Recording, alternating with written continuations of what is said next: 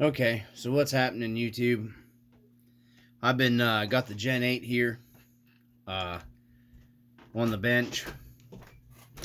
Going to be doing a motor swap to it. I've already removed the motor. I just thought I'd kind of maybe go through a video here. Let me slide this back a little bit. Um, that might be a little better. On removing your motor, I got the stock 17 turn out of it already. This is a 17 turn 550 can Redcat motor. Comes stock in the Gen 8, which most people know that already. It comes with, well, mine came, this is the V2. It came with the brass 17 tooth pinion gear. This is a mod 32 pitch gears. Mod 8, I think they call these. I know the 32 pitch. So I'm going to be running, I'll show you here. This is what we're swapping to. Okay, Crawl Master Sport 550 12 turn. Holmes Hobby. So go ahead and open it up here. As soon as I find my scissors. Well, that didn't take long.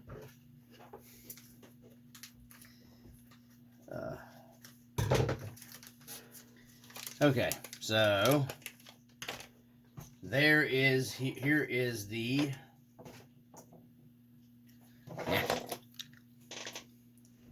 that's the Holmes Hobby Crawl Master 12 turn. That's going to be going in it. I was reading online, guys were saying about the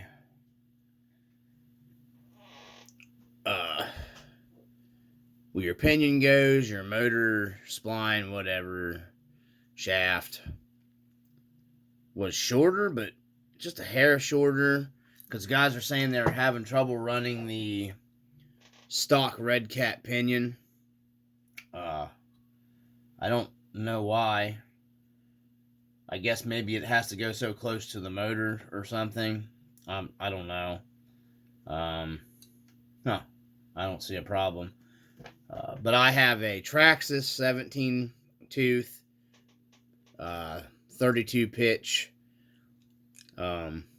pinion that, if I need be, I can swap to.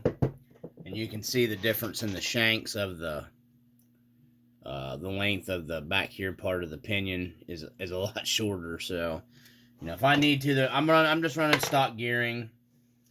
You know, I don't need to go any lower. I have a couple lower that, you know, if I have to, I'll go to, but right now I don't think I'm going to have to mess with it. So now I'm just going to show you the removal of this 550 can 17 turn Redcat motor. Okay.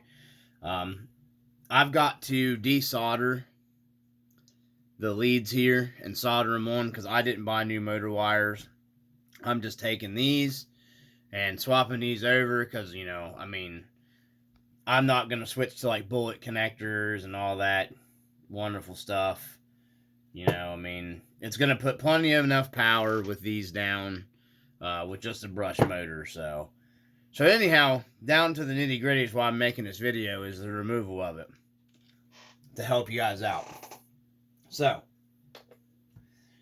let's go in reverse process here. Okay, you got two threaded spots here for your screws that hold your motor in. I'm not screwing the motor back in it. So your motor will sit up here, okay, just like that. And then you got two screws, one that comes in from the back, or one here, and then one on the opposite side. So before you can get to those, you've got your motor cover. You know, and it just sits on here like that. Okay? You got one little screw that holds it on, and it's 1.5 millimeter. Okay? 1.5 millimeter. That comes in right here from the back side. Okay? Can't miss it, right behind your battery. Like right there's the battery tray right above it in the back. You take that out, your cover will pop off. Boom. You can get to your motor. But to get your motor out, you have this brace that sits in here. Okay? So you don't got to worry about, I'm going to put the brace back in.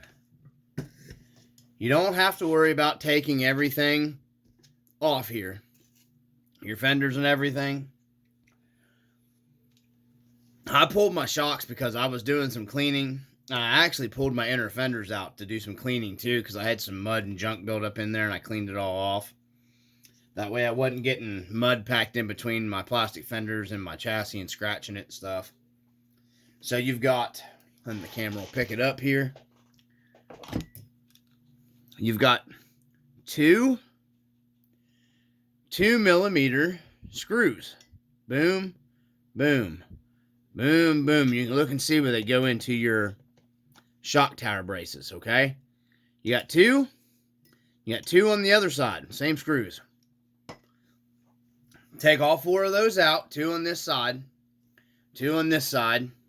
And you can literally just kind of pull that apart a little bit. You don't got to pull it super hard. And then this just pops right out. Okay? So, I'm going to be going to the aluminum front shock towers. And it replaces this, because I want rid of this plastic frame add-on piece. I'm going to swap it over to the Redcat aluminum one. I've read online with some other companies. People have had trouble with them fitting. So, sticking with the Redcat company stuff. And I may actually, in the rear, get the aluminum shock towers. And then I might get an aluminum transfer case. So that's probably going to be that, it for the bling bling. I'm not a huge, aluminum guy. I just would like this front piece because of the front of the chassis here is plastic. So I'm going to, and that'll add a little bit of extra weight up here with the aluminum. So, but anyways, back to this. So you just pop that out. Nothing fancy about it. You got your two screws. Once you take your cover off here, your two screws hold your motor. I didn't even undo my factory zip tie. Okay? They're holding my plugs for my motor plugs. You can just leave that on there. Pull your, if you're going to run, keep your factory stock ESC. I'm going to switch to a Hobbywing 1080 eventually. But I'm just doing a little bit at a time. And the stock stuff honestly works okay. The motor is not as good as the stock ESC. And the stock ESC isn't fantastic. But for what it isn't that bad. So, but anyways, you just pull your plugs out. Okay? Once you get your screws out, you don't got to move your servo, anything. You just pull your motor right up out of there. That's literally it, guys.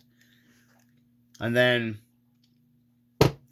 I'd recommend, like I said, I think the Trailmasters, you can use a higher turn with or maybe a lower turn. I'm not sure. I think the Trailmaster is probably more of like a trail truck motor, where this is more of a crawl motor. That's why everybody recommend the 12 turn exo caged on here on YouTube and all that. Everybody recommended the 12 turn for it. So, and I went with the Crawl Masters because I do more of a slow crawl anyhow. And I'm sure it's going to be worlds above the 17 turn either way. So, like I said, if I got to play with the gearing, I'll play with the gearing, but I doubt it. Because Because I know it's, you know, it never got hot with the Redcat 17 turn, even crawling super slow.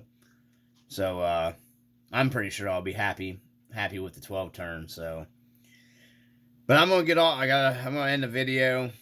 I figured I'd show you guys. There's nothing to really swap the motor out of these. You know, a how-to video. I don't, you know, been trying to do more of that stuff lately. I'll do another video once I get the motor lead soldered up and everything on the Holmes Hobby, and then I'll do a run video of the Holmes Hobby, and I'll show you. You guys have seen the trail videos of this with the stock 17 turn, so we'll see how much slower I can get with the stock ESC. And then I know the drag brake will be better, which is going to be a plus for me because I have added some weight to this rig, and I'm probably going to be adding more to it. So, you know, not much more. I'm probably going to go ahead and get the Trio C-hubs for the front, and then that'll be it. I just wanted a little more weight down in front, and then that should be where I want. That should put me maybe a little over my 60/40, but yeah, I mean, it don't matter, you know, as long as it's close to the 60/40, so, because that's what I need for my crawling capabilities and everything. Anyways, I'm gonna go ahead and get my motor lead soldered up on my Holmes Hobby, and see how it goes from there, and I'll do another video once I go to put everything in, guys. Peace.